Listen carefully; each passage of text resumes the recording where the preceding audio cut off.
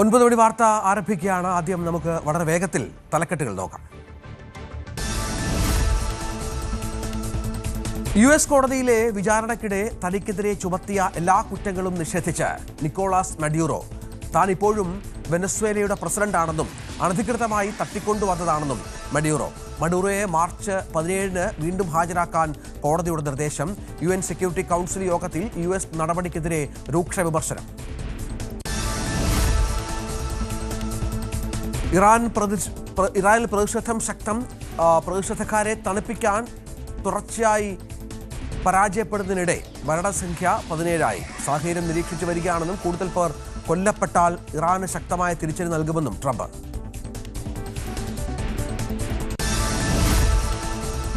ബംഗ്ലാദേശിൽ ഹിന്ദു വിധവയെ ബലാത്സംഗം ചെയ്തു. 2 പേർ 40-കാരിയെ ആക്രമിച്ചു. ബംഗ്ലാദേശിലെ ജഷോർ ജില്ലയിൽ മറ്റൊരു ഹിന്ദു യുവാവിനെ പൊതുസ്ഥലത്ത് വെടിവെച്ചു കൊന്നു. തീവ്ര വോട്ടർ പട്ടിക പരിഷ്കരണവുമായി ബന്ധപ്പെട്ട് വിവിധ സംസ്ഥാനങ്ങൾ സമർപ്പിച്ച ഹർജികൾ സുപ്രീം കോടതി ഇന്ന് പരിഗണിക്കും. ബീഹാറിലെ വോട്ടർ പട്ടിക പരിഷ്കരണവുമായി ബന്ധപ്പെട്ട് സമർപ്പിച്ച ഹർജികളിലും ഇന്ന് വാദം.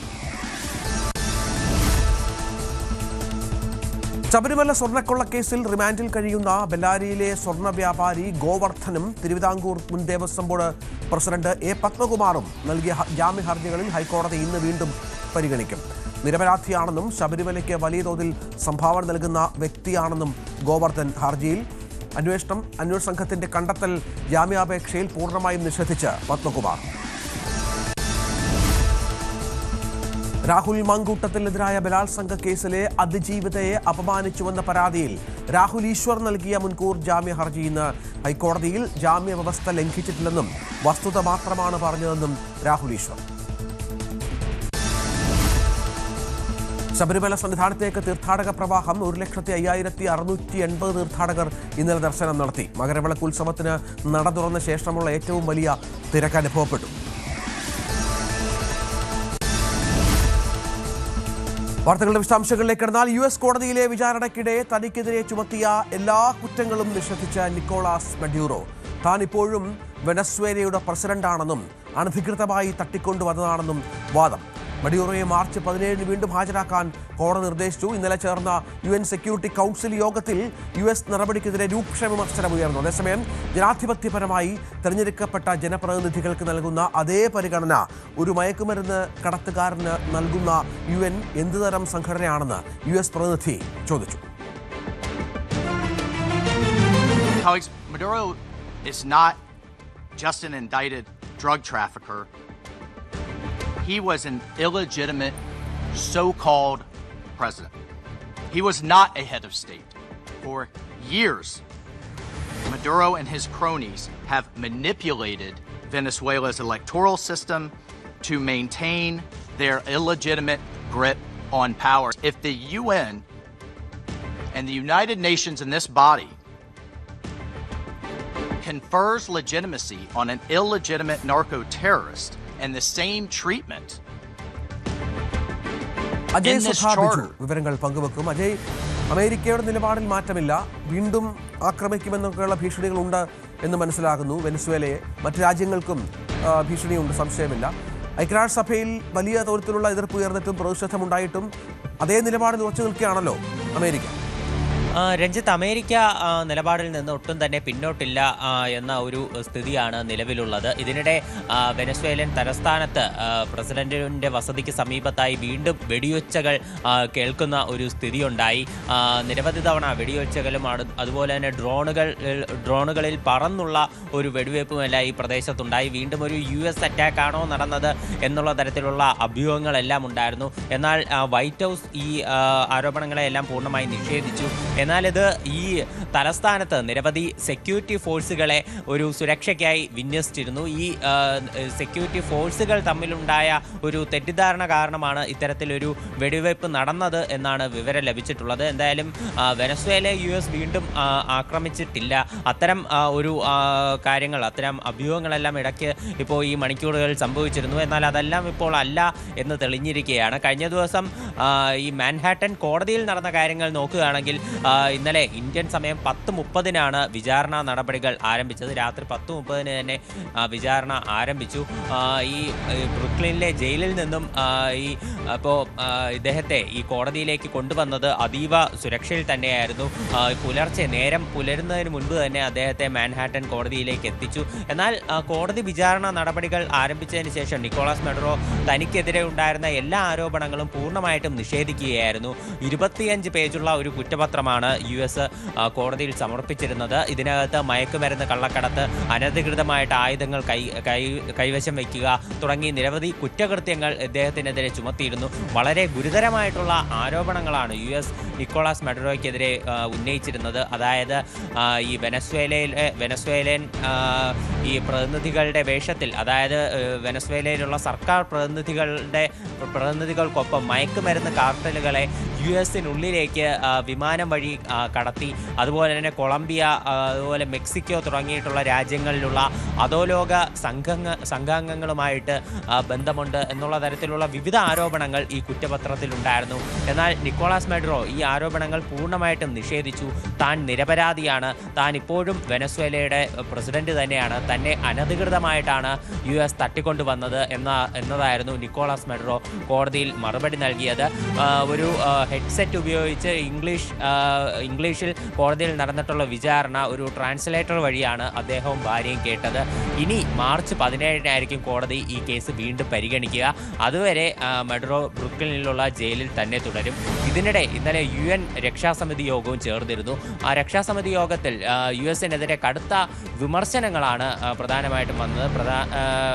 പ്രത്യേകിച്ച് എടുത്തു പറയുകയാണെങ്കിൽ UN സെക്രട്ടറി ജനറലായിട്ടുള്ള അന്റോണിയോ ഗുട്ടറസ് US-ന്റെ നടപടി അന്താരാഷ്ട്ര നിയമങ്ങൾ പാലിക്കാതെയാണെന്ന് കുറ്റപ്പെടുത്തി. അതുപോലെ US-ന്റെ ഈ നടപടി അത് വെനസ്വേലയിലെയും അതുപോലെ തന്നെ സമീപ പ്രദേശങ്ങളിലെയും ഭരണ അസ്ഥിരതയ്ക്ക് കാരണമാകും, മേഖലയെ ഒരു സംഘർഷത്തിലേക്ക് നയിക്കും എന്നതൊക്കെയാണ് ഇപ്പോൾ അന്റോണിയോ ഗുട്ടറസ് അടക്കം പറഞ്ഞത്.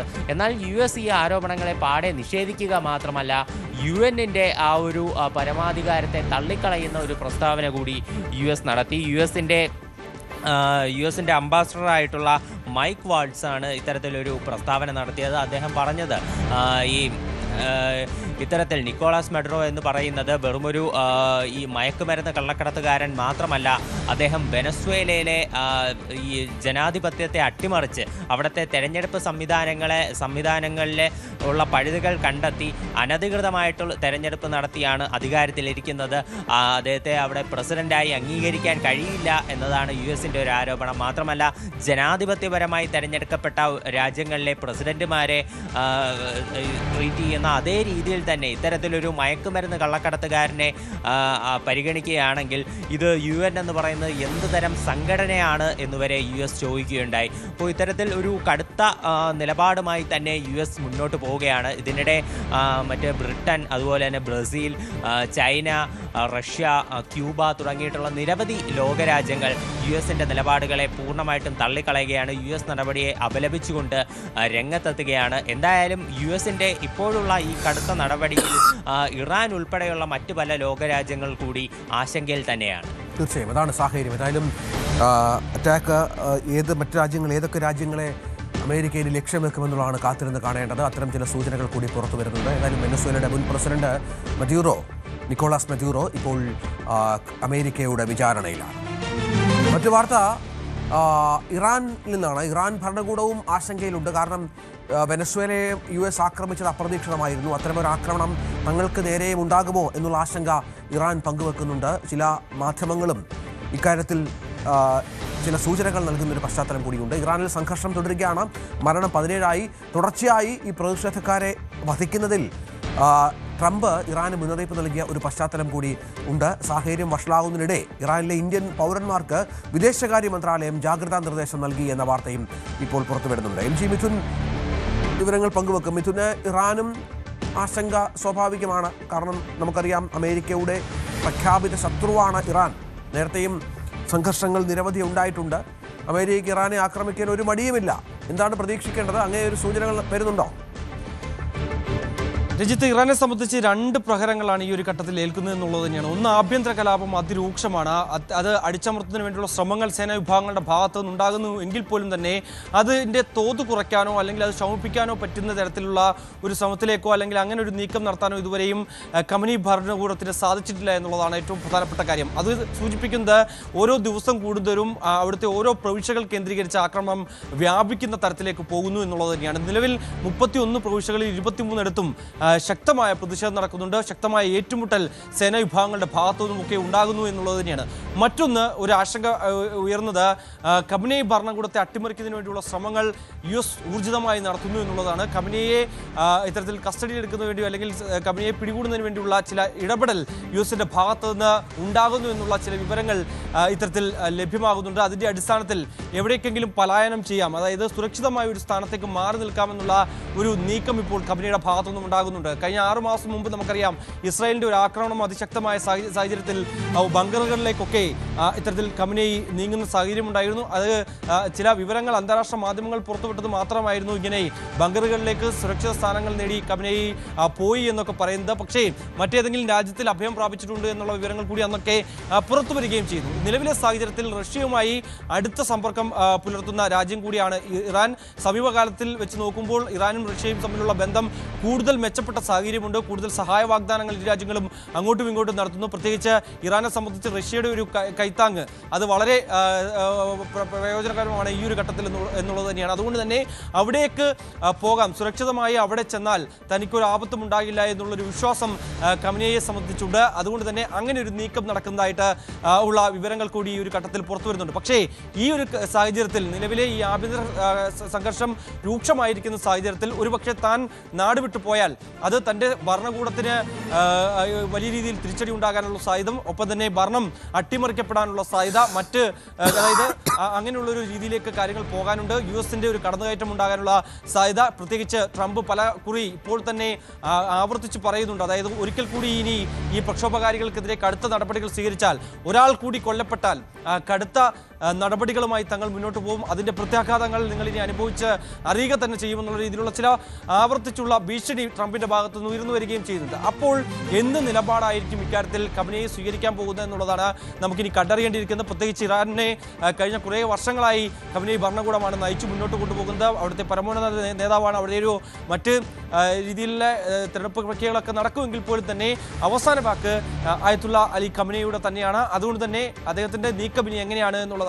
കഴിഞ്ഞ ദിവസം ഈ അക്രമം നടക്കുന്ന ആളുകളെ, അതായത് ഏത് വിധേനയും അക്രമം അവസാനിപ്പിക്കുന്നതിന് വേണ്ടി ഉതകുന്ന തരത്തിലുള്ള എന്ത് നിലപാടും സൈന്യത്തിന് സ്വീകരിക്കാം. പ്രത്യേകിച്ച് നമുക്കറിയാം അവിടെ സൈന്യത്തിന് പുറമെ IRGC എന്ന അവിടുത്തെ ഒരു ബദൽ സേനാ വിഭാഗങ്ങളുണ്ട്. പ്രത്യേകിച്ച് ഈ നമുക്കറിയാം ഇങ്ങനെയുള്ള നാടുകളിലൊക്കെ, ഈ രാജ്യങ്ങളിലൊക്കെ സൈനിക അട്ടിമറികളൊക്കെ പതിവാണ്. അതുകൊണ്ട് തന്നെ അങ്ങനെ ഒരു സൈന്യത്തിന്റെ ഭാഗത്തു നിന്ന് ഒരു അട്ടിമറി ഉണ്ടാകാതിരിക്കാനുള്ള ലക്ഷ്യം മുന്നിൽ കണ്ടുകൊണ്ട് തന്നെയാണ് ഒരു ബദൽ സേന എന്ന രീതിയിൽ IRGC കോർപ്സിനെ രൂപീകരിക്കുകയും ചെയ്ത് അതിൽ ചില മാനദണ്ഡങ്ങളൊക്കെ ഉണ്ട്. അതിനൊരു 4 വിഭാഗങ്ങളുണ്ട്. ആ 4 വിഭാഗത്തിനും കൃത്യമായ രീതിയിലുള്ള ചുമതലകളുണ്ട്. അവരൊക്കെ സർക്കാരിന് അനുകൂലമായി പ്രവർത്തിക്കുന്ന ആളുകൾ തന്നെയാണ്. അതുകൊണ്ട് അങ്ങനെ ഒരു സൈനിക അട്ടിമറി ഉണ്ടാകാനുള്ള സാധ്യത ഇറാനെ സംബന്ധിച്ച് വളരെ വിരളമാണ്. അതുകൊണ്ട് തന്നെ ഈ രീതിയിൽ ഏതെങ്കിലും തരത്തിൽ ഖമനിയെ ഇവിടുന്ന് പലായനം ചെയ്യാൻ ഏതെങ്കിലും തരത്തിൽ US-ന്റെ ഒരു ഇടപെടൽ ഉണ്ടായി അങ്ങനെ ഒരു അട്ടിമറി സാധ്യത മാത്രമാണ് നിലനിൽക്കുകയും ചെയ്യുന്നത്. അതുകൊണ്ട് തന്നെയുള്ള നീക്കങ്ങളാണ് ഇപ്പോൾ ഇറാനെ സംബന്ധിച്ച് നടക്കുന്നത്. നിലവിൽ 23 പ്രവിശ്യകളിൽ ഇത്തരത്തിൽ അതിരൂക്ഷമായ ആക്രമണം നടക്കുന്നു.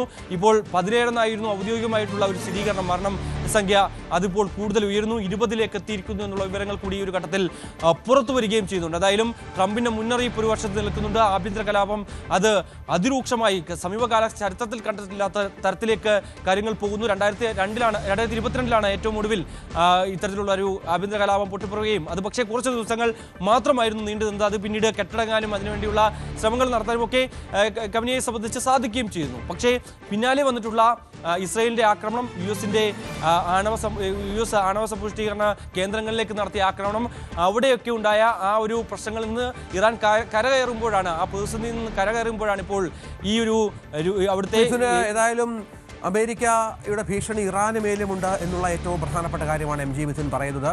ഇറാനെയും ആക്രമിച്ചേക്കാം അമേരിക്ക എന്നുള്ള സൂചനകളുണ്ട്. നമുക്കറിയാം ക്യൂബയ്ക്കെതിരെയും വലിയ ഭീഷണി അമേരിക്കയുടെ ഭാഗത്തു നിന്ന് ഉണ്ടാകുന്ന സാഹചര്യമുണ്ട്. പല രാജ്യങ്ങളുടെയും പരമാധികാരത്തെ ചോദ്യം ചെയ്യുന്ന വിധത്തിലാണ് ട്രംപിൻ്റെ നീക്കങ്ങൾ എന്നുള്ളതാണ് ലോകം ഏറ്റവും ഗൗരവതരമായി വീക്ഷിക്കുന്നത്. മറ്റൊരു വാർത്ത, ശബരിമല സ്വർണ്ണക്കൊള്ള കേസിൽ റിമാൻഡിൽ കഴിയുന്ന ബെല്ലാരിയിലെ സ്വർണ്ണ വ്യാപാരി ഗോവർദ്ധനും തിരുവിതാംകൂർ ദേവസ്വം ബോർഡ് മുൻ പ്രസിഡന്റ് A. പത്മകുമാറും നൽകിയ ജാമ്യ ഹർജികളിൽ ഹൈക്കോടതി ഇന്ന് വീണ്ടും പരിഗണിക്കുന്നുണ്ട്. നിരപരാധിയാണെന്നും ശബരിമലയ്ക്ക് വലിയ തോതിൽ സംഭാവന നൽകുന്ന വ്യക്തിയാണെന്നുമാണ് ഗോവർദ്ധൻ ഹർജിയിൽ വാദിക്കുന്നത്. അന്വേഷണ സംഘത്തിന്റെ കണ്ടെത്തൽ ജാമ്യാപേക്ഷയിൽ പൂർണ്ണമായും പത്മകുമാർ നിഷേധിച്ചു. തനിക്ക് ജീവനക്കാരെ ജോലിയുടെ ഭാഗമായി നിയന്ത്രിക്കാനുള്ള ചുമതല മാത്രമാണ് ഉണ്ടായിരുന്നത്, ഒറ്റയ്ക്ക് ഒരു തീരുമാനം എടുത്തിട്ടില്ല എന്നാണ് പത്മകുമാർ പറയുന്നത്. ആജ്ഞ രവീന്ദ്രൻ വിവരങ്ങൾ പങ്കുവെക്കും. ആജ്ഞ, പത്മകുമാർ നിർണായകമാണ്.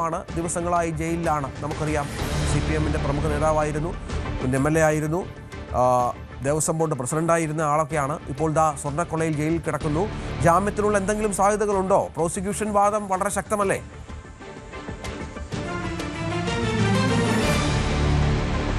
തീർച്ചയായിട്ടും രഞ്ജിത്ത്, പത്മകുമാറിന്റെ അറസ്റ്റിന് ശേഷം SIT അന്വേഷണത്തിൽ വെള്ളപ്പൊക്കുന്നതും സ്വീകരിച്ചു എന്നുള്ള കാര്യം കൂടി അതിരൂക്ഷമായിട്ടാണ് കോടതി കഴിഞ്ഞ ഡിസംബർ 3-ാം തീയതി കേസ് പരിഗണിക്കുമ്പോൾ ദേവസ്വം ബോർഡിന്റെ ഭാഗത്തു നിന്നും ഉണ്ടായിരുന്നത്. അതുമാത്രമല്ല, രഞ്ജിത്ത് സൂചിപ്പിച്ചതുപോലെ ജീവനക്കാരെ നിയന്ത്രിക്കുക മാത്രമാണ് താൻ ചെയ്തത് എന്നുള്ള നിലപാടിൽ തന്നെയാണ് പത്മകുമാർ തനിക്ക് ഈ ഒരു സ്വർണ്ണക്കൊള്ളയുമായി ബന്ധപ്പെട്ടോ അതുമായി ബന്ധപ്പെട്ട മറ്റു പ്രൊസീഡിങ്സിലോ ബന്ധമില്ല എന്ന് ആവർത്തിച്ച് തന്നെയാണ് പത്മകുമാർ പറയുന്നത്. ഇക്കാര്യം ഇന്നും ആവർത്തിച്ച് പറയുന്ന സാഹചര്യത്തിലാണ് ജാമ്യ ഹർജി വീണ്ടും പരിഗണിക്കുമ്പോൾ പത്മകുമാർ ഈ കാര്യം വീണ്ടും ആവർത്തിച്ച് പറയും എന്ന് തന്നെയാണ് മനസ്സിലാക്കാൻ കഴിയുന്നത്. അതായത് ജീവനക്കാരെ നിയന്ത്രിച്ചിട്ട് മാത്രമേ താൻ ചെയ്തിട്ടുള്ളൂ, ഇതിൽ ഇൻവോൾവ്മെന്റ് തനിക്കില്ല എന്നുള്ള നിലപാടിൽ തന്നെയാണ് പത്മകുമാർ ഉറച്ചു നിൽക്കുന്നത്. അതേസമയം ഗോവർദ്ധൻ, അതായത് ബെല്ലാരിയിലെ സ്വർണ്ണ വ്യാപാരി ഗോവർദ്ധന്റെ മുൻകൂർ ജാമ്യാപേക്ഷയും ഹൈക്കോടതി ഇന്ന് പരിഗണിക്കും. അതുമാത്രമല്ല, നേരത്തെ കേസിലെ 13-ാം പ്രതിയാണ്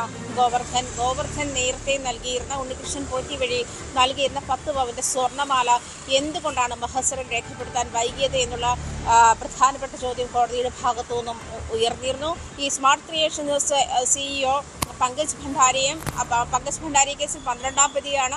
പങ്കജ് ഭണ്ഡാരിയെയും ഗോവർദ്ധനും ചേർന്ന് വിശാലമായ ഗൂഢാലോചനയാണ് സ്വർണ്ണക്കൊള്ളയുമായി ചേർന്ന് നടത്തിയിട്ടുള്ളത്. അതുകൊണ്ട് വീണ്ടും ഇവരെ ചോദ്യം ചെയ്യാൻ കസ്റ്റഡിയിൽ ആവശ്യപ്പെടുന്ന ഒരു സാഹചര്യം കൂടി ഉണ്ടെന്നാണ് മനസ്സിലാക്കാൻ കഴിയുന്നത്. എന്തായാലും റിമാൻഡിൽ കഴിയുന്ന ഗോവർദ്ധന്റെയും അതുപോലെ മുൻ ദേവസ്വം പ്രസിഡന്റ് പത്മകുമാറിന്റെയും ജാമ്യ ഹർജികൾ ഇന്ന് വീണ്ടും കോടതി പരിഗണിക്കുന്ന സാഹചര്യമുണ്ട്. രഞ്ജിത്ത് പറഞ്ഞതുപോലെ തന്നെ കഴിഞ്ഞ ദിവസം ഇന്നലെ സ്വർണ്ണക്കൊള്ളയുമായി ബന്ധപ്പെട്ടുള്ള ഇടക്കാല റിപ്പോർട്ട് കോടതിയിൽ സമർപ്പിച്ച സാഹചര്യത്തിൽ 4-ാം തവണ സമർപ്പിച്ച സാഹചര്യത്തിൽ 6 ആഴ്ച കൂടി അന്വേഷണത്തിന് നീട്ടിക്കൊടുക്കുന്ന ഒരു സാഹചര്യത്തിൽ കൂടി ജാമ്യ ഹർജി പരിഗണിക്കുമോ എന്നുള്ള കാര്യം കണ്ടു തന്നെ അറിയണമെന്ന് വേണം പറയാൻ. കാരണം കോടതി അതുമായി ബന്ധപ്പെട്ട ഈ സ്വർണ്ണക്കൊള്ളയുമായി ബന്ധപ്പെട്ടിട്ടുള്ള എല്ലാ ഇടപെടലുകളും പുറത്തു കൊണ്ടുവന്നേ അടങ്ങൂ എന്നുള്ള സാഹചര്യത്തിൽ തന്നെയാണ്, എന്നുള്ള നിലപാടിൽ തന്നെയാണ് SITക്ക് അതിന് കൃത്യമായ നിർദ്ദേശവും കോടതി ഇന്നലെ നൽകിയിട്ടുണ്ട്. ആ ഒരു സാഹചര്യം കൂടി പരിഗണിക്കുമ്പോൾ ഈ കേസിൽ പ്രതിയായിട്ടുള്ള അത് പ്രധാനപ്പെട്ട ആളുകളെന്ന് കോടതി തന്നെ നിരീക്ഷിക്കുന്ന ആളുകൾക്ക് ജാമ്യം നൽകുമോ എന്നുള്ള കാര്യം കാത്തിരുന്ന് തന്നെ കാണണം. എന്തായാലും ഗോവർദ്ധന്റെയും പത്മകുമാറിന്റെയും മുൻകൂർ ജാമ്യാപേക്ഷ ഇന്ന് പരിഗണിക്കുകയാണ് രഞ്ജിത്ത്. ഗോവർദ്ധൻ്റെയും പത്മകുമാറിൻ്റെയും മുൻകൂർ ജാമ്യം അപേക്ഷ പരിഗണിക്കുമ്പോൾ കോടതിയുടെ ഭാഗത്ത് നിന്ന് എന്തെങ്കിലും കൂടുതൽ നിരീക്ഷണങ്ങൾ ഉണ്ടാകുമോ എന്നുള്ളതാണ് കാത്തിരുന്ന് കാണേണ്ടത്. രാഹുൽ മാങ്കൂട്ടത്തിനെതിരായ ബലാത്സംഗ കേസിലെ അതിജീവിതയെ അപമാനിച്ചുവെന്ന പരാതിയിൽ രാഹുൽ ഈശ്വർ നൽകിയ മുൻകൂർ ജാമ്യ ഹർജി ഇന്ന് ഹൈക്കോടതിയിൽ. ജാമ്യവ്യവസ്ഥ ലംഘിച്ചിട്ടില്ലെന്നും വസ്തുത മാത്രമാണ് പറഞ്ഞതെന്നുമാണ് രാഹുൽ ഈശ്വറിന്റെ വാദം.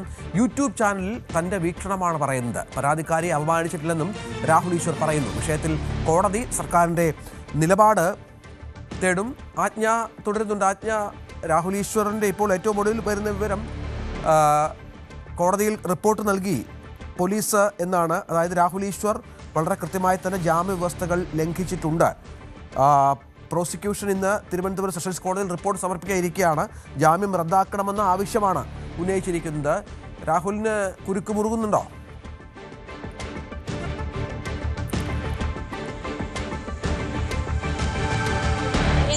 രാഹുൽ മാങ്കൂട്ടത്തിലിന്റെ പരാതിയിലെ അതിജീവിതയെ സോഷ്യൽ മീഡിയയിലൂടെ അപമാനിച്ചു എന്ന കേസിലാണ് രാഹുൽ ഈശ്വർ മുൻകൂർ ജാമ്യം തേടി ഹൈക്കോടതിയിൽ എത്തിയിരിക്കുന്നത്. അതുമാത്രമല്ല, കേസിന് പരിഗണിക്കും. സമാനമായ കേസിൽ തന്നെ രാഹുൽ ഈശ്വർ നേരത്തെ റിമാൻഡിലുമായിരുന്നു.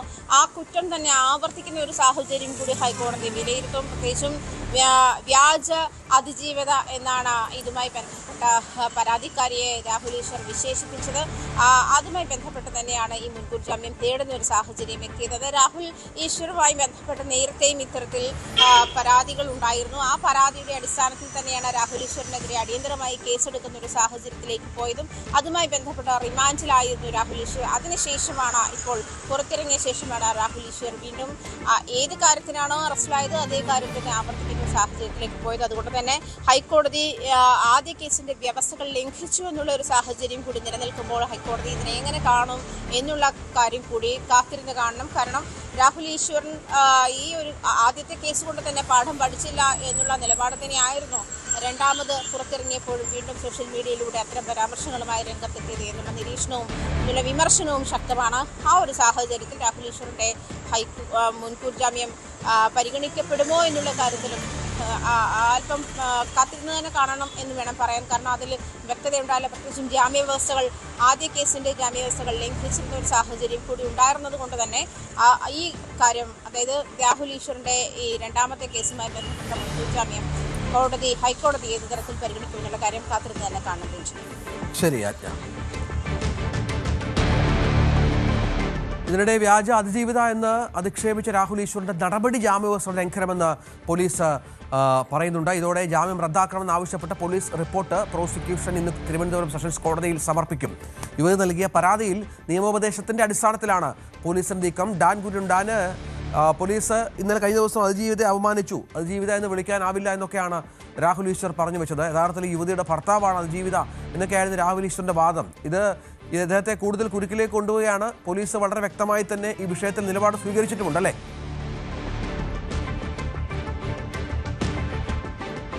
രാഹുൽ മാങ്കൂട്ടത്തിനെതിരെ പരാതി നൽകിയ യുവതി അതിജീവിതയല്ല, വ്യാജ അതിജീവിതയാണ് എന്ന് പറഞ്ഞ് അധിക്ഷേപിച്ചുകൊണ്ടാണ് രാഹുൽ ഈശ്വർ കഴിഞ്ഞ ദിവസം യൂട്യൂബിൽ ഒരു വീഡിയോ അപ്ലോഡ് ചെയ്തത്. തുടർന്ന് അതേ കാര്യങ്ങൾ വാർത്താ സമ്മേളനത്തിൽ ആവർത്തിക്കുന്ന സാഹചര്യമുണ്ടായി. അതിനിടെയാണ് യുവതി അന്വേഷണ ഉദ്യോഗസ്ഥരെ ഇതുമായി ബന്ധപ്പെട്ട് രേഖാമൂലം പരാതിയുമായി സമീപിച്ചത്. അതിനുശേഷമാണ് ഇതിലെ തുടർ നീക്കങ്ങൾ എങ്ങനെ വേണമെന്ന ആലോചനകളുടെ അടിസ്ഥാനത്തിൽ നിയമോപദേശം തേടാനുള്ള തീരുമാനത്തിലേക്ക് എത്തിയത്. അതിന് പിന്നാലെയാണ് തിരുവനന്തപുരം ജില്ലാ സെഷൻസ് കോടതിയിലേക്ക് ഇതുമായി ബന്ധപ്പെട്ട പോലീസിന്റെ റിപ്പോർട്ട് പ്രോസിക്യൂഷൻ സമർപ്പിക്കാൻ ഒരുങ്ങുന്നത്. അതോടൊപ്പം പോലീസ് ഇതുമായി ബന്ധപ്പെട്ട ഇതിനോടകം നടത്തിയിരിക്കുന്ന അന്വേഷണത്തിലെ കണ്ടെത്തലുകൾ, ഈ വീഡിയോ കണ്ടന്റിന്റെ ലിങ്ക്, ഇതടക്കമുള്ള കാര്യങ്ങൾ പോലീസ് ആസ്ഥാനത്തെ ലീഗൽ അഡ്വൈസർക്ക് കൂടി കൈമാറിയിട്ടുണ്ട്. അവർ നൽകുന്ന നിയമോപദേശത്തിന്റെ അടിസ്ഥാനത്തിലായിരിക്കും ഇതിൽ ജാമ്യ വ്യവസ്ഥ ലംഘിക്കപ്പെട്ടിട്ടുണ്ടോ എന്ന കാര്യത്തിൽ ഒരു ധാരണയിലേക്ക് എത്തുക. അങ്ങനെ ലംഘിക്കപ്പെട്ടിട്ടുണ്ടോ എന്ന് കോടതി കൂടി ശരിവെക്കുന്ന ഒരു സാഹചര്യം ഉണ്ടായാൽ രാഹുൽ ഈശ്വറിന്റെ നില പരുങ്ങലിലാകും. അങ്ങനെയെങ്കിൽ അടുത്ത ഒരു നടപടിയിലേക്ക് വൈകാതെ തന്നെ പോകാനുള്ള നീക്കമാണ് പോലീസ് നടത്തുന്നത്. അത് മുന്നിൽ കണ്ടുകൊണ്ടാണ് രാഹുൽ ഈശ്വർ മുൻകൂർ ജാമ്യാപേക്ഷയുമായി ഹൈക്കോടതിയെ സമീപിച്ചിരിക്കുന്നതെന്നാണ് വിവരം. എന്തായാലും വലിയ ഗൗരവത്തോടെ തന്നെയാണ് ഈ യുവതി നൽകിയിരിക്കുന്ന പരാതിയെ പോലീസ് നോക്കിക്കാണുന്നത്. കാരണം തുടർച്ചയായി സൈബർ ഇടങ്ങളിൽ അവരുടെ ഐഡന്റിറ്റി റിവീൽ ചെയ്യുന്ന തരത്തിലുള്ള വിവരങ്ങൾ പരസ്യമായി പങ്കുവെക്കുകയും അത് ബോധപൂർവം സമൂഹ മാധ്യമങ്ങളിലെ ഗ്രൂപ്പുകളിലൂടെ പ്രചരിപ്പിക്കുകയും ചെയ്യുന്നതിന് പിന്നിൽ ഗൂഢാലോചന നടക്കുന്നുണ്ട് എന്ന വിലയിരുത്തലാണ് അന്വേഷണ സംഘം. അതുകൊണ്ട് തന്നെയാണ് രാഹുൽ ഈശ്വറുമായി ബന്ധപ്പെട്ട് ഇപ്പോഴുണ്ടായിരിക്കുന്ന ഈ പരാതിയിൽ നടപടികൾ വേഗത്തിലാക്കാനുള്ള തീരുമാനവും. ശരി. തീവ്ര വോട്ടർ പട്ടിക പരിഷ്കരണവുമായി ബന്ധപ്പെട്ട് വിവിധ സംസ്ഥാനങ്ങളിൽ നിന്നെത്തിയ ഹർജികൾ സുപ്രീം കോടതി ഇന്ന് പരിഗണിക്കുന്നുണ്ട്. ബീഹാറിലെ വോട്ടർ പട്ടിക പരിഷ്കരണവുമായി ബന്ധപ്പെട്ട് സമർപ്പിച്ച ഹർജികളിലും ഇന്ന് വാദം കേൾക്കും. കേരളത്തിലെ വോട്ടർ പട്ടിക പരിഷ്കരണവുമായി ബന്ധപ്പെട്ട ഹർജികൾ ഈ മാസം 15-നാണ് സുപ്രീം കോടതി ലിസ്റ്റ് ചെയ്തിരിക്കുന്നത്. സംസ്ഥാനത്തെ കരട് വോട്ടർ പട്ടിക പുറത്തിറക്കിയപ്പോൾ 24,08,503 പേരാണ് പുറത്തായത്. തിരുവനന്തപുരം ജനറൽ ആശുപത്രിയിൽ തൈറോയിഡ് ശസ്ത്രക്രിയക്കിടെ ഗൈഡ് വയർ ശരീരത്തിൽ കുടുങ്ങിയ സംഭവത്തിൽ സുമ്മയ്യ ഇന്ന് കോടതിയിൽ കേസ് ഫയൽ ചെയ്യും. സർക്കാർ ജോലിയും നഷ്ടപരിഹാരവും ആവശ്യപ്പെട്ടുകൊണ്ടാണ് സുമ്മയ്യ മഞ്ചൂർ കോടതിയെ സമീപിക്കുന്നത്. ഡോക്ടറുടെ ഭാഗത്തു നിന്ന് ഗുരുതരമായ വീഴ്ച സംഭവിച്ചുവെന്ന് ആരോഗ്യമന്ത്രി തന്നെ തുറന്നു സമ്മതിച്ചിട്ടും തുടർ നടപടികൾ ഉണ്ടായില്ല എന്നാണ് പരാതി. കഴിഞ്ഞ ദിവസം മാധ്യമങ്ങളോട് ഇക്കാര്യം വ്യക്തമാക്കി സുമയ്യ വാർത്താ സമ്മേളനവും നടത്തിയിരുന്നു. ഇടവേള. അവഗണന നിയമസഭാ തെരഞ്ഞെടുപ്പിൽ പ്രതിഫലിക്കുമെന്നും സഭാവിശ്വാസികളുടെ നിലപാട് നിർണായകമാകുമെന്നും സഭാമുഖപത്രമായ ദീപികയിലെ ലേഖനത്തിൽ വിമർശിക്കുന്നു. JB കോശി കമ്മീഷൻ റിപ്പോർട്ട് നടപ്പാക്കാത്തത് അനീതിയാണ്. റിപ്പോർട്ടുണ്ടായി, എന്നാൽ നീതി ഉണ്ടായില്ലെന്ന കുറ്റപ്പെടുത്തലും ലേഖനത്തിലുണ്ട്. ടോം കുര്യാക്കോസ് വിവരങ്ങളുമായി ചേരും. ടോം, വലിയ വിമർശനമാണ് രാഷ്ട്രീയ പാർട്ടികൾക്ക്, പ്രത്യേകിച്ചും ഭരണകക്ഷികളെ ആയിരിക്കാം കത്തോലിക്ക സഭ ലക്ഷ്യം വെക്കുന്നത്. എന്താണ് വിവരങ്ങൾ? രഞ്ജിത്ത്, അവഗണിക്കപ്പെട്ട നീതിയും മറക്കാനാവാത്ത മുന്നറിയിപ്പും എന്ന തലക്കെട്ടോടുകൂടിയാണ് കത്തോലിക്ക Congress global director father Philip Kaveel കത്തോലിക്ക സഭയുടെ മുഖപത്രമായ ദീപികയിൽ ലേഖനം എഴുതിയിരിക്കുന്നത്. അതിൽ പ്രധാനമായും ചൂണ്ടിക്കാണിക്കുന്നത് justice JB Koshy commission report നടപ്പാക്കാത്തതുമായി ബന്ധപ്പെട്ട പ്രശ്നങ്ങളാണ്. അതായത് കേരളത്തിലെ ക്രൈസ്തവ ന്യൂനപക്ഷങ്ങൾ പല വിഷയങ്ങളിൽ, അതായത് കാർഷിക മേഖലയിലും തൊഴിൽ മേഖലയിലും അതോടൊപ്പം സാമൂഹ്യ രംഗത്തുമൊക്കെ നേരിടുന്ന അനീതികൾ ഉൾപ്പെടെ ചൂണ്ടിക്കാണിച്ചുകൊണ്ട് അത് പഠിക്കാനായിട്ടായിരുന്നു സംസ്ഥാന സർക്കാർ JB കോശി കമ്മീഷനെ നിയോഗിച്ചത്. പക്ഷേ ആ കമ്മീഷൻ റിപ്പോർട്ട് സമർപ്പിച്ചിട്ടും അതുമായി ബന്ധപ്പെട്ട വിവരങ്ങൾ പുറത്തുവിട്ടിട്ടില്ല. അതിലെ പ്രശ്നങ്ങൾ, അതായത് ക്രൈസ്തവർ വിവിധ മേഖലകളുമായി ബന്ധപ്പെട്ട്, അതായത് മലയോര മേഖലയിലെ കർഷക സമൂഹങ്ങൾ, പരമ്പരാഗത തൊഴിൽ മേഖലകളിൽ കഴിയുന്ന ക്രൈസ്തവർ, കുട്ടനാട്ടിലെയും തീരദേശത്തെയും ക്രൈസ്തവർ ഉൾപ്പെടെ അവർ നേരിടുന്ന പ്രശ്നങ്ങൾ കൃത്യമായി പഠിച്ചുകൊണ്ട് JB കോശി കമ്മീഷൻ സർക്കാരിന് മുമ്പാകെ റിപ്പോർട്ട് സമർപ്പിച്ചിരുന്നു. പക്ഷെ വർഷങ്ങൾ പിന്നിട്ടിട്ടും അത് ഇതുവരെയും പുറത്തുവിട്ടിട്ടില്ല. വിദ്യാഭ്യാസം, തൊഴിൽ, ഭൂമി, ക്ഷേമ പദ്ധതികൾ എല്ലായിടത്തും പിന്നാക്കാവസ്ഥ വ്യക്തമായിട്ടും അതിന് പരിഹാരം നിർദ്ദേശിക്കുന്ന JB കോശി കമ്മീഷൻ റിപ്പോർട്ട് നടപ്പാക്കാൻ സർക്കാർ തയ്യാറായില്ല എന്നതൊരു ഭരണപരമായ വീഴ്ചയല്ല, മറിച്ച് ഒരു സമൂഹത്തോടുള്ള രാഷ്ട്രീയ വഞ്ചനയാണ്. സാമൂഹ്യനീതി എന്ന ആശയത്തോടുള്ള തുറന്ന അവഹേളനമാണ് ഇതൊന്ന് പറയാതെ വയ്യ എന്ന് ഫാദർ ഫിലിപ്പ് കവീൽ തുറന്നടിക്കുന്നുണ്ട്. ഇത് കൃത്യമായി, അതായത് വരാനിരിക്കുന്ന നിയമസഭാ തെരഞ്ഞെടുപ്പ് കേരളത്തിന്റെ രാഷ്ട്രീയ ഭൂപടം മാറ്റുന്ന ഒരു തെരഞ്ഞെടുപ്പാകുമെന്ന് പലരും അഭിപ്രായപ്പെട്ടു തുടങ്ങിയതിന് പിന്നിലെ കാരണങ്ങൾ അന്വേഷിക്കുമ്പോൾ ക്രൈസ്തവ സമുദായ അംഗങ്ങളുടെ തീരുമാനങ്ങൾ നിർണായകമാണെന്ന് അംഗീകരിക്കേണ്ടി വരുമെന്നാണ് ഫാദർ ഫിലിപ്പ് കവീൽ ചൂണ്ടിക്കാണിക്കുന്നത്. അതായത് ഇത്തവണത്തെ നിയമസഭാ തെരഞ്ഞെടുപ്പ് കൃത്യമായ ഒരു രാഷ്ട്രീയ സന്ദേശമാണ് സഭാ നേതൃത്വം നൽകുന്നത്. സഭയെ അവഗണിച്ചാൽ കൃത്യമായ തിരിച്ചടി നൽകുമെന്ന് രാഷ്ട്രീയ പാർട്ടികൾക്ക് മുന്നറിയിപ്പ് നൽകുന്നുണ്ട്. അതുകൊണ്ട് തന്നെ സർക്കാരിന് ഈ തെരഞ്ഞെടുപ്പ് അടുത്തിരിക്കെ സർക്കാരിന് മേലുള്ള ഒരു സമ്മർദ്ദമായിട്ടാണ് ഈ ലേഖനത്തെ കാണേണ്ടത്. പ്രത്യേകിച്ചും തുടർച്ചയായി സഭാ നേതൃത്വം, ബിഷപ്പുമാരുൾപ്പെടെയുള്ള സഭാ നേതൃത്വം JB കോശി കമ്മീഷൻ റിപ്പോർട്ട് ആവശ്യപ്പെട്ടുകൊണ്ട് നടപ്പാക്കണമെന്ന് ആവശ്യപ്പെട്ടുകൊണ്ട് മുഖ്യമന്ത്രി പിണറായി വിജയൻ അടക്കം കണ്ടിരുന്നു. കോടതിയിൽ കത്തോലിക്ക കോൺഗ്രസ് ഹർജി സമർപ്പിച്ചിരുന്ന റിപ്പോർട്ട് പുറത്തുവിടണമെന്ന് ആവശ്യപ്പെട്ടുകൊണ്ട്. പക്ഷേ ഇതുവരെയും ആ റിപ്പോർട്ട് പുറത്തുവിടാത്തതിന്റെ അമർഷം സഭയ്ക്കുണ്ട്. മാത്രമല്ല, ഈ തദ്ദേശ സ്വയംഭരണ തെരഞ്ഞെടുപ്പിന് അതിന്റെ ഫലം പുറത്തു വന്നതിന് പിന്നാലെ കത്തോലിക്ക കോൺഗ്രസ് ഫാദർ ഫിലിപ്പ് കവീൽ തന്നെ അദ്ദേഹത്തിന്റെ ഫേസ്ബുക്ക് പോസ്റ്റിലൂടെ തുറന്നടിച്ചിരുന്നു. ഇത് കൃത്യമായും സഭാ നേതൃത്വം നൽകിയ, അല്ലെങ്കിൽ സഭാ വിശ്വാസികൾ ഈ അവഗണനയ്ക്കെതിരെ കാർഷിക മേഖലയിൽ, നമുക്കറിയാം വയനാട് ഉൾപ്പെടെയുള്ള പ്രദേശങ്ങളിലും കർഷകർ നേരിട്ട പ്രശ്നങ്ങൾ, മലയോര മേഖലകളിലെ വന്യജീവി ആക്രമണങ്ങൾ, അതോടൊപ്പം തീരദേശ മേഖലകളിലെ പ്രശ്നങ്ങൾ ഉൾപ്പെടെ ഈ തെരഞ്ഞെടുപ്പിൽ പ്രതിഫലിച്ചു. കഴിഞ്ഞ തദ്ദേശ തെരഞ്ഞെടുപ്പിൽ പ്രതിഫലിച്ചു. അതിന്റെ തിരിച്ചടിയാണ് ഇടതുപക്ഷത്തിന് ഉണ്ടായതെന്ന രീതിയിലുള്ള സൂചനകളാണ് നൽകിയത്. സ്വാഭാവികമായും നിയമസഭാ തെരഞ്ഞെടുപ്പിലേക്ക് വരുമ്പോൾ ഈ രീതിയിലുള്ള പ്രശ്നങ്ങൾ ഉൾപ്പെടെ സഭ ചർച്ചയ്ക്ക് വെക്കുന്നുണ്ട്, മുന്നോട്ട് വെക്കുന്നുണ്ട്. വിശ്വാസികൾ കൃത്യമായ ബോധവൽക്കരണം നൽകി ഇതിനുള്ള തിരിച്ചടി നൽകണമെന്ന സന്ദേശമാണ് ഈ ലേഖനത്തിലൂടെ തുറന്നു പറയുന്നതും. രഞ്ജിത്ത്. ടോം കുര്യാക്കോസ് വിവരങ്ങൾ പങ്കുവച്ചു. സിറോ മലബാർ സഭയുടെ സിനഡ് സമ്മേളനത്തിന് ഇന്ന് തുടക്കമാകും. സഭാസ്ഥാനമായ കാക്കനാട് മൗണ്ട് സെയിന്റ് തോമസിലാണ് സിനഡ്. കുർബാന ഏകീകരണവുമായി ബന്ധപ്പെട്ട് സഭയിലുണ്ടായ തർക്കവും പിന്നീട് നടപ്പാക്കിയ സമവായ നിർദ്ദേശങ്ങളുടെ പുരോഗതിയും മെത്രാൻ സിനഡിന്റെ secretary archbishop Joseph Pamplany സമ്മേളനത്തെ അറിയിക്കും. നാളെ രാവിലെ 9 മണിക്ക് സിറോ മലബാർ സഭാധ്യക്ഷൻ major archbishop Mar Raphael Thattil സമ്മേളനം ഉദ്ഘാടനം ചെയ്യും. ഡാനി പോൾ വിവരങ്ങൾ പങ്കുവെക്കും. ഡാനി, നിയമസഭാ തെരഞ്ഞെടുപ്പിൻ്റെ കാലമാണ്. സഭയ്ക്ക് കൃത്യമായ നിലപാടുകൾ പല വിഷയങ്ങളിലും എടുക്കാറുണ്ട്. സമീപകാല രാഷ്ട്രീയ സംഭവവികാസങ്ങളൊക്കെ ചർച്ചയ്ക്ക് വരും. ഒപ്പം സഭയ്ക്കുള്ളിലെ പ്രശ്നങ്ങളും, അല്ലേ?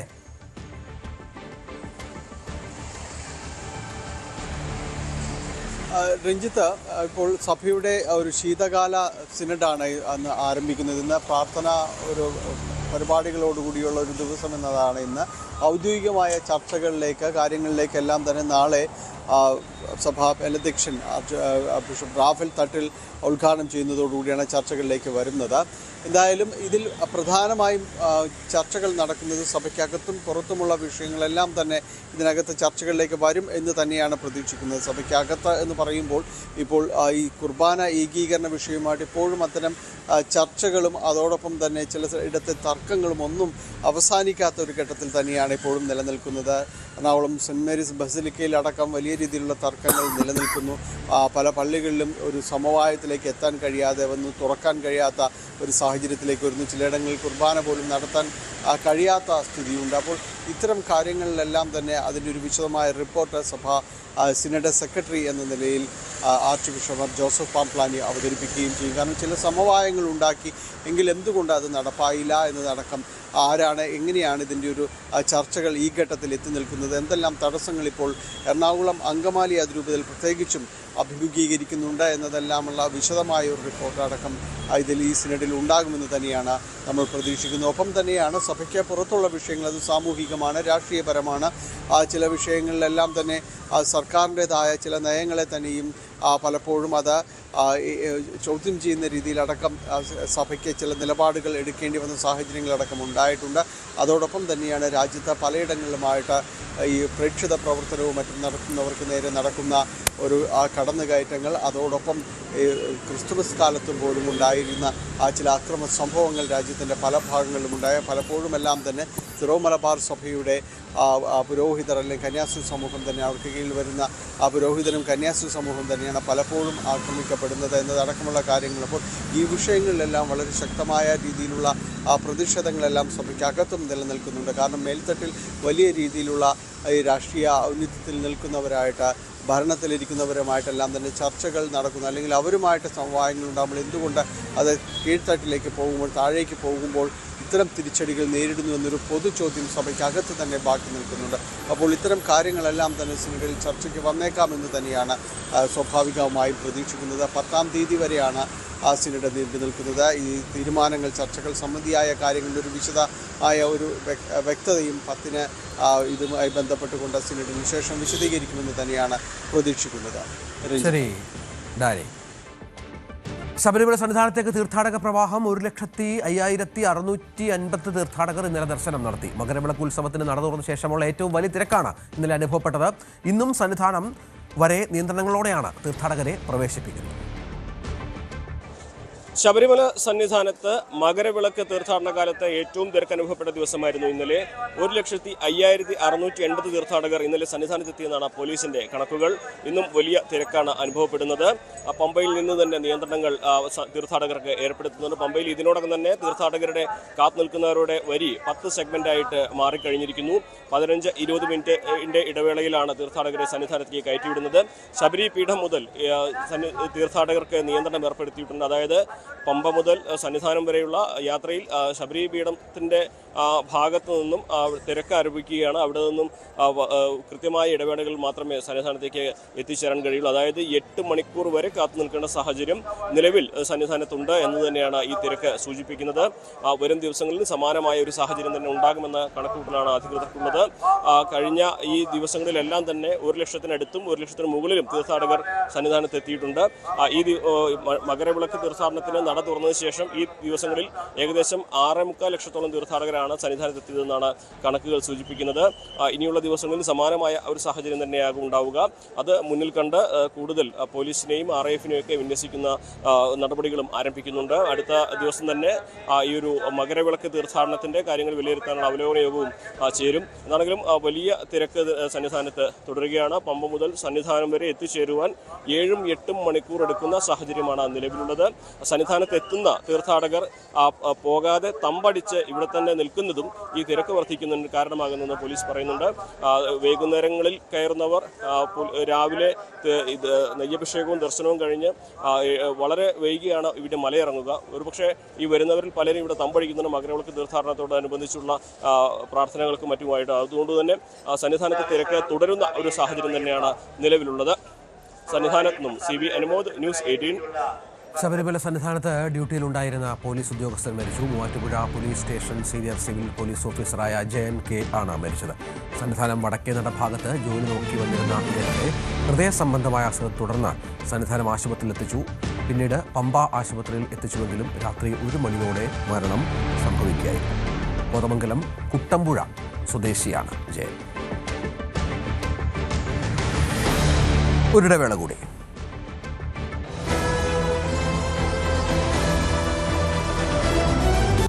കത്തുന്ന ഹെഡ്ലൈറ്റിൽ ഓടിക്കൊണ്ടിരിക്കുന്ന റോഡ്. നമ്മുടെ പടത്തിന്റെ ആദ്യ ഫ്രെയിം ആരംഭിക്കുന്നത് ഇങ്ങനെയാണ്. 3 പേര് ഒരു കാറിലൂടെ ഇങ്ങനെ യാത്ര ചെയ്യുന്നു.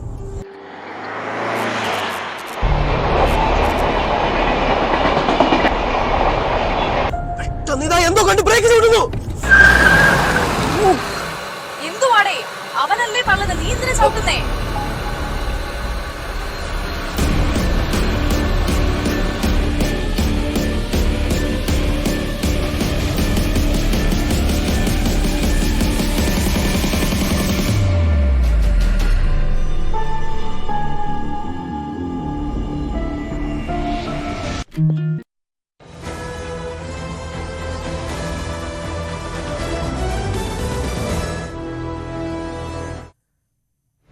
ബംഗ്ലാദേശിൽ ഹിന്ദു വിധവയെ ബലാത്സംഗം ചെയ്തു. 2 പേരാണ് 40-കാരിയെ ആക്രമിച്ചത്. ഇതിനിടെ 24 മണിക്കൂറിനിടെ ബംഗ്ലാദേശിൽ 2 ഹിന്ദു യുവാക്കൾ ആക്രമണത്തിനിരയായി കൊല്ലപ്പെടുകയും ചെയ്തു.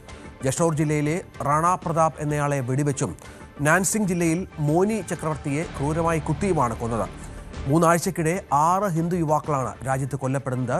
അജയ് സുധാ ബിജു വിവരങ്ങൾ പങ്കുവയ്ക്കാണ്. അജയ് സുധാ ബിജു, ഇന്ത്യ പലവട്ടം ആശങ്ക പ്രകടിപ്പിച്ചതാണ് ഈ വിഷയത്തിൽ. ഒപ്പം അവിടുത്തെ ന്യൂനപക്ഷങ്ങൾ ഭീതിയിലാണ്. സംരക്ഷണം വേണമെന്ന് ഇടക്കാല സർക്കാരോട് ആവശ്യപ്പെടുന്ന പശ്ചാത്തലമൊക്കെയുണ്ട്. പക്ഷേ അപ്പോഴും അവിടെ കാര്യങ്ങൾ ഒട്ടും ശുഭകരമല്ല. നീതി നിഷേധമാണ് എന്നല്ലേ മനസ്സിലാക്കേണ്ടത്? തീർച്ചയായിട്ടും രഞ്ജിത്ത്, ഇതിപ്പോൾ ഇന്ത്യ മാത്രമല്ല UN അടക്കം ബംഗ്ലാദേശിലുള്ള സാഹചര്യങ്ങളിൽ ആശങ്ക പ്രകടിപ്പിച്ചിരുന്നു. എന്നാൽ ബംഗ്ലാദേശ് ഇത്തരം ആക്രമണങ്ങളിൽ മറയാക്കുന്നത് ഇതൊന്നും ഹിന്ദുക്കൾക്കെതിരായിട്ടുള്ള ആക്രമണങ്ങൾ അല്ലെങ്കിൽ അവിടെയുള്ള ന്യൂനപക്ഷ വിഭാഗങ്ങൾക്കെതിരെയുള്ള ആക്രമണങ്ങളല്ല, മറിച്ച് ഇതെല്ലാം വെറും ഒറ്റപ്പെട്ട സംഭവങ്ങളാണ് എന്നുള്ള രീതിയിലാണ് ബംഗ്ലാദേശ് സർക്കാർ പലപ്പോഴും തള്ളിക്കളയുന്നത്. ആദ്യത്തെ കൊലപാതകം, അതായത് ദീപു ചന്ദ്രദാസ് എന്ന യുവാവിൻ്റെ ഡിസംബർ 18 നടന്ന കൊലപാതകം മാത്രമാണ് ന്യൂനപക്ഷങ്ങൾക്കെതിരായിട്ടുള്ള ഒരു ആക്രമണം മാത്രമായി ബംഗ്ലാദേശ് സർക്കാർ അല്ലെങ്കിൽ അവിടുത്തെ ആഭ്യന്തര വകുപ്പ് കണക്കാക്കിയിട്ടുള്ളത്. നിലവിൽ നടന്നിട്ടുള്ള ആക്രമണങ്ങളൊന്നും തന്നെ ഇത്തരത്തിൽ സ്ഥിരീകരിക്കാനാവില്ല എന്നൊരു വിശദീകരണമാണ് അവർ നൽകിക്കൊണ്ടിരിക്കുന്നത്. കഴിഞ്ഞ ദിവസം നടന്നത് തന്നെ വളരെ ദാരുണമായിട്ടുള്ള 3 സംഭവങ്ങളാണ്. ഒന്ന്, ഒരു 40-കാരിയായിട്ടുള്ള വിധവയെ അവിടെ ബലാത്സംഗം ചെയ്തത്. 2 പേർ ചേർന്നാണ് ഈ യുവതിയെ ബലാത്സംഗം ചെയ്തത്. ഈ സംഭവത്തിൻ്റെ ഒരു വിശദീകരണമായിട്ട് പറയുന്നത് കലിഗഞ്ച് എന്ന ബംഗ്ലാദേശ് ജില്ലയിൽ ഇവർ അവിടെയുള്ള ഒരാളുടെ കയ്യിൽ നിന്ന്, അതായത് അവിടെ ഷാഹിൻ എന്ന് പറയുന്ന ഒരു വ്യക്തിയുടെ കയ്യിൽ നിന്ന് ഇവർ കുറച്ച് ഭൂമി വാങ്ങിയിരുന്നു. 20 ലക്ഷം ബംഗ്ലാദേശ് കറൻസി കൊടുത്താണ് ഈ ഒരു സ്ഥലം വാങ്ങുന്നത്. ഈ വസ്തുവും അതുപോലെ തന്നെ ഒരു വീടും ആണ് ഈ ഷാഹിൻ എന്ന് പറയുന്ന വ്യക്തിയിൽ നിന്നും ഈ യുവതി സ്വന്തമാക്കിയിരുന്നത്. 2 വർഷം മുൻപാണ് ഇത്തരത്തിൽ സ്ഥലം വാങ്ങിയത്.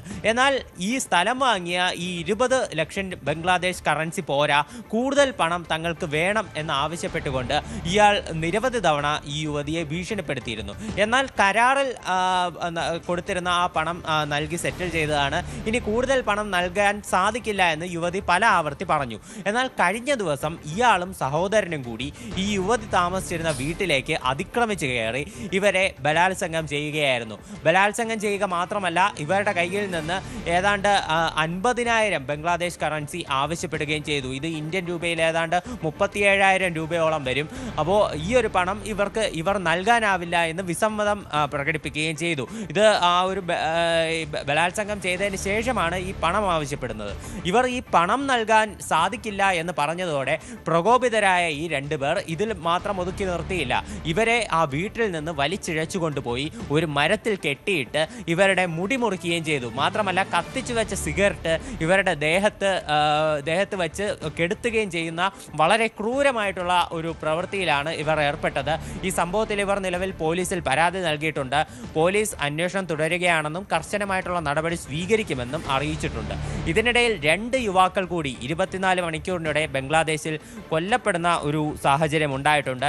കവല്യ ബസാറിൽ വെച്ചായിരുന്നു ആദ്യത്തെ സംഭവം ഉണ്ടായത്. അവിടെ 38-കാരനായിട്ടുള്ള ഒരാൾ റാണ പ്രതാപ് ബൈറാഗി എന്ന് പറയുന്ന ഒരു യുവാവാണ് ആദ്യം കൊല്ലപ്പെട്ടത്.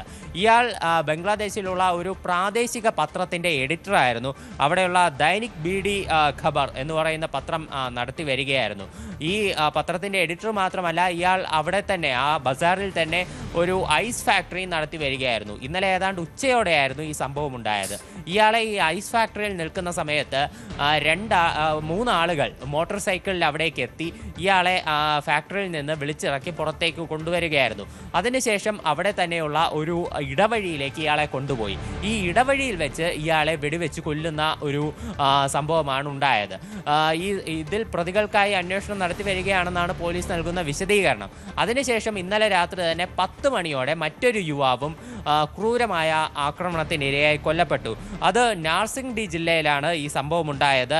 മോനി ചക്രവർത്തി എന്ന വ്യക്തിയാണ് ഇത്തരത്തിൽ ആക്രമണത്തിനിരയായി കൊല്ലപ്പെട്ടത്. ഇയാൾ ഒരു പലചരക്ക് കട ഉടമയായിരുന്നു.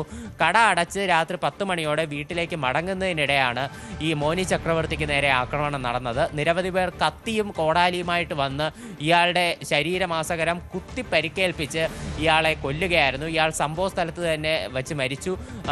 മറ്റാളുകൾ ഇയാളെ ആശുപത്രിയിൽ എത്തിക്കാൻ ശ്രമിച്ചതാണ്. എന്നാൽ മരണം അപ്പോഴേക്കും നടന്നു കഴിഞ്ഞിരുന്നു. വളരെ ദൗർഭാഗ്യകരമായിട്ടുള്ള സംഭവമായിരുന്നു ഇതും.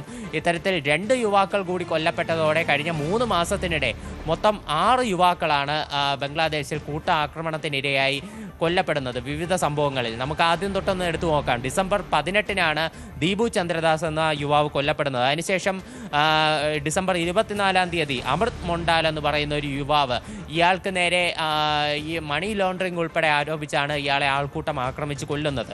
അതിനുശേഷം ഡിസംബർ 25-ാം തീയതി ക്രിസ്മസ് ദിനത്തിൽ ബജറന്ത വിശ്വാസ് എന്ന് പറയുന്ന ഒരു യുവാവിനെയും കൊലപ്പെടുത്തുന്നു. പിന്നീട് ന്യൂ ഇയർ ദിനത്തിൽ ജനുവരി 1-ാം തീയതി ഖോഖോൺ ചന്ദ്രദാസ് എന്ന് പറയുന്ന ഒരാൾക്ക് നേരെയും ആക്രമണം ഉണ്ടായി. ഇയാൾ ആശുപത്രിയിൽ ചികിത്സയിലിരിക്കെ ജനുവരി 3-ാം തീയതിയാണ് മരിച്ചത്. ഇയാളും വീട്ടിലേക്ക് കട അടച്ച് വീട്ടിലേക്ക് മടങ്ങും വഴി തലയിലൂടെ പെട്രോൾ ഒഴിച്ച് തല തീ കൊണ്ട് കത്തിക്കുകയും ശരീരമാസകലം കുത്തേൽപ്പിക്കുകയുമായിരുന്നു. ഇയാൾ ഒരു കുളത്തിൽ ചാടി രക്ഷപ്പെടാൻ ശ്രമിച്ചെങ്കിലും ഇപ്പോൾ ചികിത്സയിൽ തുടരുന്നതിനിടെ ജനുവരി 3-ാം തീയതി മരണം സംഭവിച്ചു. അങ്ങനെ 6 യുവാക്കൾ കഴിഞ്ഞ 2 മാസത്തിനിടെ കൊല്ലപ്പെട്ട ഒരു പശ്ചാത്തലം ബംഗ്ലാദേശിൽ സൃഷ്ടിക്കപ്പെടുന്നു. ഒപ്പം ഇപ്പോൾ ഒരു യുവതിയെ ബലാത്സംഗത്തിന് ഇരയാക്കുകയും അവരുടെ നഗ്നചിത്രങ്ങളടക്കം സോഷ്യൽ മീഡിയയിലൂടെ പ്രചരിപ്പിക്കുകയും മറ്റും ചെയ്യുന്ന അത്യന്തം ഗൗരവതരമായ സ്ഥിതിയാണ് ബംഗ്ലാദേശിലുള്ളത്. മുൻ കേന്ദ്രമന്ത്രിയും മുതിർന്ന കോൺഗ്രസ് നേതാവുമായ സുരേഷ് കൽമാടി അന്തരിച്ചു. 81 വയസ്സായിരുന്നു. പൂനെയിലെ ദീനനാഥ് മങ്കേഷ്കർ ആശുപത്രിയിൽ ചികിത്സയിലിരിക്കെയാണ് അന്ത്യം സംഭവിച്ചത്. ദീർഘനാളായി അസുഖബാധിതനായിരുന്നു കൽമാടി. ഭൗതിക ശരീരം ഇന്ന് ഉച്ചയ്ക്ക് 2 മണി വരെ പൂന എറൺവാനിലെ കൽമാടി ഹൗസിൽ പൊതുദർശനത്തിന് വെക്കും. തുടർന്ന് ഉച്ചകഴിഞ്ഞ് 3:30-ക്ക് നവിപേട്ടിലെ വൈകുണ്ഠ ശ്മശാന ഭൂമിയിൽ സംസ്കാര ചടങ്ങുകൾ ഉണ്ടാകും. 1995-96 കാലഘട്ടത്തിൽ കേന്ദ്ര റെയിൽവേ സഹമന്ത്രിയായി പ്രവർത്തിച്ചിരുന്നു. സ്പോർട്സ് അഡ്മിനിസ്ട്രേറ്റർ എന്ന നിലയിൽ ശ്രദ്ധേയനായിരുന്ന കൽമാടി വർഷങ്ങളോളം ഇന്ത്യൻ ഒളിമ്പിക് അസോസിയേഷൻ പ്രസിഡന്റായും സേവനം അനുഷ്ഠിച്ചിട്ടുണ്ട്. യൂത്ത് കോൺഗ്രസ് മലപ്പുറം ജില്ലാ പ്രസിഡന്റ് ഹാരിസിനെ അറസ്റ്റ് ചെയ്യണമെന്നാവശ്യപ്പെട്ട് നിലമ്പൂരിൽ SNDP പ്രതിഷേധ പ്രകടനം സംഘടിപ്പിച്ചു. വെള്ളാപ്പള്ളി നരേശന്റെ മുഖത്ത് കരിയോയിൽ ഒഴിക്കുന്നവർക്ക് സമ്മാനം പ്രഖ്യാപിച്ചതിനെതിരെയായിരുന്നു പ്രതിഷേധം. ചുങ്കത്തറ കമ്മ്യൂണിറ്റി ഹാൾ പരിസരത്ത് നിന്നും ആരംഭിച്ച മാർച്ച് പെട്രോൾ പമ്പ് ജംഗ്ഷനിലാണ് അവസാനിച്ചത്. തുടർന്ന് നടന്ന പൊതുയോഗം SNDP യോഗം Nilambur union president VP Subrahmanyan ഉദ്ഘാടനം ചെയ്തു.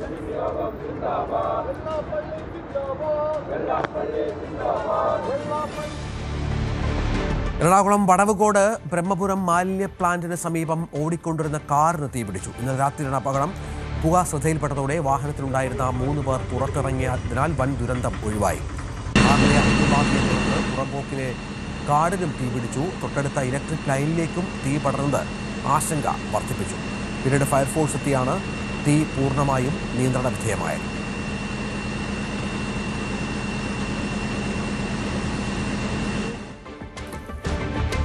പിടിച്ചെടുക്കാൻ UDFും എല്ലാ അടവുകളും പയറ്റുകയാണ്. 2 മുന്നണികൾക്കും വിമത ശല്യങ്ങളുമുണ്ട്. സ്വതന്ത്ര സ്ഥാനാർത്ഥിയായി നാമനിർദ്ദേശ പത്രിക സമർപ്പിച്ചിരുന്ന ജസ്റ്റിൻ ഫ്രാൻസിസ് അപകടത്തിൽപ്പെട്ട് മരിച്ചതോടെയാണ് വിഴിഞ്ഞത്ത് തെരഞ്ഞെടുപ്പ് മാറ്റിവെച്ചത്. എല്ലാ വാർഡുകൾക്കുമൊപ്പം തെരഞ്ഞെടുപ്പ് നടന്നിരുന്നുവെങ്കിൽ 101 വാർഡുകളിൽ 1 മാത്രമായി മാറുമായിരുന്നു വിഴിഞ്ഞവും. പക്ഷേ ഇപ്പോൾ പൊന്നും വിലയുള്ള വാർഡായി വിഴിഞ്ഞം മാറിക്കഴിഞ്ഞു. വിഴിഞ്ഞം കൂടി ജയിക്കാനായാൽ 51 എന്ന മാന്ത്രിക സംഖ്യയിലേക്ക് BJPക്ക് എത്താം. ആത്മവിശ്വാസത്തോടെ 5 വർഷം ഭരിക്കാം. അതുണ്ടാകുമെന്ന ഉറച്ച പ്രതീക്ഷയിലാണ് BJPയുടെ പ്രചരണം. എനിക്ക് പൂർണ്ണ വിശ്വാസമാണ്. വിജയം സുനിശ്ചിതമാണെന്നാണ് എൻ്റെ ഒരു 100% എൻ്റെ വിശ്വാസം. ജനങ്ങൾ ഒരു മാറ്റം ആഗ്രഹിക്കുന്നുണ്ട്. അപ്പോൾ ആ മാറ്റത്തിന് വേണ്ടി എല്ലാവരും താമര ചിഹ്നത്തിൽ വോട്ട് ചെയ്യുമെന്നാണ് എൻ്റെ വിശ്വാസം. BJPക്ക് അനുകൂല ഘടകമെന്ന് വെച്ചാൽ വികസനം എന്ന് പറയുന്നത് ഈ പ്രദേശത്ത് എത്തിയിട്ടില്ല. അപ്പോൾ വികസനം കൊണ്ടുവരും. BJP ഇവിടെ ഞാൻ BJP സ്ഥാനാർത്ഥിയായിട്ട് ഞാൻ ജയിച്ചു പോയാൽ ഇവിടെ നമ്മുടെ വാർഡിൽ വികസനം കൊണ്ടുവരും എന്ന് ജനങ്ങൾക്ക് ബോധ്യമുണ്ട്. അതിന്റെ അടിസ്ഥാനത്തിൽ എല്ലാവരും പാർട്ടിക്ക് വോട്ട് ചെയ്യും എന്നെനിക്ക് വിശ്വാസമുണ്ട്. വെങ്ങാനൂർ വിഴിഞ്ഞം വാർഡുകൾ വിഭജിച്ചാണ് പുതിയ വാർഡ് രൂപീകരിച്ചത്. രണ്ടും ഇടതുമുന്നണി ജയിച്ച വാർഡുകൾ. നഗരഭരണം നഷ്ടപ്പെട്ട CPM-ന് വിഴിഞ്ഞത്ത് വിജയം അനിവാര്യം. തീർച്ചയായും ഇടതുപക്ഷ ജനാധിപത്യ മുന്നണി കഴിഞ്ഞ കാലങ്ങളിൽ നേടിയ വിജയം ഈ വർഷവും ഈ തെരഞ്ഞെടുപ്പിലും ഇടതുപക്ഷ ജനാധിപത്യ മുന്നണിക്ക് ഉണ്ടാകും. അതിനുവേണ്ടി ജനങ്ങൾ തയ്യാറായി നിൽക്കുകയാണ് എന്നാണ് ഈ അവസരത്തിൽ എനിക്ക് പറയാനുള്ളത്. നഗരസഭാ ഭരണമൊക്കെ നഷ്ടപ്പെട്ടിട്ട് ശേഷമാണ് ഈ ഇലക്ഷൻ വരുന്നത്. അപ്പൊ അതുപോലെ ജനങ്ങളെ ബാധിക്കും. അങ്ങനെ ഈ പ്രദേശത്തെ സംബന്ധിച്ചിടത്തോളം അങ്ങനെ ഒരു ചിന്ത ജനങ്ങൾക്കില്ല. ഞാൻ കഴിഞ്ഞ 2000-2005 കാലഘട്ടത്ത് വിഴിഞ്ഞം ഗ്രാമപഞ്ചായത്തിന്റെ വൈസ് പ്രസിഡന്റായി പ്രവർത്തിക്കുകയും ഈ പ്രദേശത്തെ ജനങ്ങളെ എനിക്ക് നേരിട്ടറിയാവുന്നതും എന്നെ നേരിട്ടറിയാവുന്ന ജനങ്ങളുള്ള ഒരു പ്രദേശമാണ്. അവരെ തീർച്ചയായും എനിക്ക് വോട്ട് നൽകി വിജയിപ്പിക്കും എന്നുള്ള ഒരു അവസ്ഥയാണ് ഇപ്പോൾ നിലവിലുള്ളത്. നഗരസഭയിൽ മികച്ച പ്രകടനം കാഴ്ചവെച്ച UDF പ്രതീക്ഷയിലാണ്. കോൺഗ്രസ് ശക്തി കേന്ദ്രങ്ങൾ ഉൾപ്പെടുന്ന വാർഡ് പിടിച്ചെടുക്കുമെന്ന സ്ഥാനാർത്ഥി. പൂർണ്ണമായിട്ടും 100% ആത്മവിശ്വാസത്തോടെയാണ് നിൽക്കുന്നത്. UDF തീർച്ചയായിട്ടും ഈ വാർഡ് തിരിച്ചു പിടിച്ചിരിക്കും എന്നുള്ള 100% ആത്മവിശ്വാസത്തിലാണ് നിൽക്കുന്നത്. ഞാൻ പറഞ്ഞില്ല, ഇതിനകത്ത് മതേതരത്തിന്റെ ഇത്തില്ലമായ വിഴിഞ്ഞത്ത് വർഗീയ ചേരിക്ക് ശക്തി പകരുന്ന ഒന്നും സംഭവിക്കില്ല എന്നുള്ള 100% വിശ്വാസമുണ്ട്. അതുകൂടാതെ കേരളത്തിൽ കഴിഞ്ഞ 10 വർഷക്കാലമായി ഇടതുപക്ഷ സ്വഭാവം നഷ്ടപ്പെട്ട പിണറായി വിജയന്റെ സർക്കാരിനെതിരെയുള്ള അതിശക്തമായ ഒരു വികാരം വിഴിഞ്ഞത്ത്, കേരളത്തിൽ എന്ന പോലെ വിഴിഞ്ഞത്ത് നിലനിൽക്കുന്നു. അതുകൊണ്ട് തന്നെ 100% കടുത്ത ഇടതുപക്ഷ വിശ്വാസികൾ പോലും കോൺഗ്രസിലേക്ക് അല്ലെങ്കിൽ UDF-ലേക്ക് വോട്ട് ചെയ്യുന്ന ഒരു സാഹചര്യമാണുള്ളത്.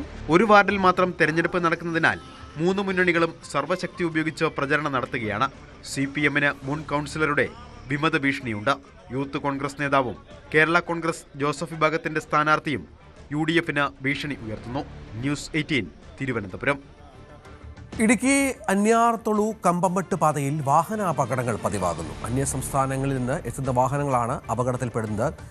റോഡിന്റെ അശാസ്ത്രീയ നിർമ്മാണവും സൂചനാ ബോർഡുകളുടെ അഭാവവുമാണ് അപകടങ്ങൾക്ക് കാരണമെന്നാണ് ആരോപണം.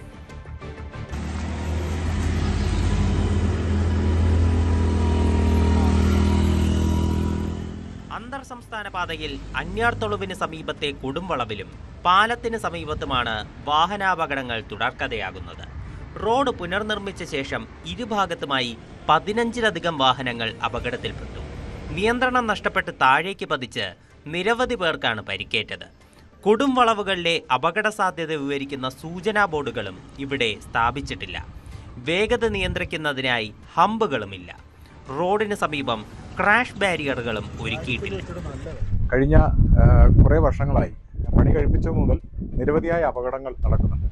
അവിടെ അന്യാതുള്ളിൽ നിന്ന് ഇറങ്ങി വരുന്ന വലിയ ഒരു വളവിൻ്റെ അവിടെയും അതുപോലെ തന്നെ താഴെ പണിതിട്ടുള്ള പാലത്തിൻ്റെ അവിടെയും ഇപ്പോൾ നിലവിൽ 2 സൈഡിലുമായി ഒരു 16ഓളം വാഹനങ്ങൾ അപകടത്തിൽപ്പെട്ടു. ഭാഗ്യവശാൽ ഇതുവരെ മരണം മറ്റുള്ള റിപ്പോർട്ട് ചെയ്തിട്ടില്ലെങ്കിൽ പോലും നിരവധിയായ പ്രശ്നങ്ങൾ, ആക്സിഡന്റുകൾ സംഭവിച്ചിട്ടുണ്ട്. അപ്പോൾ അന്നു മുതൽ ഇന്നുവരെ ആ അശാസ്ത്രീയമായ പണിയെ സംബന്ധിച്ച് PWDയിലും അധികാരികളെയും ഒക്കെ പലവട്ടം അറിയിച്ചിട്ടും ഇന്ന് വരെ അതിനുള്ള നടപടി ഉണ്ടായിട്ടില്ല. റോഡിന്റെ നിർമ്മാണ കാലയളവിൽ നാട്ടുകാർ അപകട സാധ്യത ചൂണ്ടിക്കാട്ടിയിരുന്നു. വളവുകൾ ഒഴിവാക്കി റോഡ് നിർമ്മിക്കാൻ ഭൂമി വിട്ടു നൽകാമെന്ന് നാട്ടുകാർ ഉറപ്പ് നൽകിയിട്ടും അധികൃതർ വേണ്ട നടപടി സ്വീകരിക്കുന്നില്ലെന്നാണ് ആരോപണം. മേഖലയിൽ സുരക്ഷാ ക്രമീകരണങ്ങൾ ഏർപ്പെടുത്തി അപകട സാധ്യതകൾ കുറയ്ക്കാൻ അടിയന്തര നടപടി സ്വീകരിച്ചില്ലെങ്കിൽ പ്രക്ഷോഭ പരിപാടികളുമായി മുന്നോട്ടു പോകാനാണ് നാട്ടുകാരുടെ തീരുമാനം. ന്യൂസ് 18 ഇടുക്കി.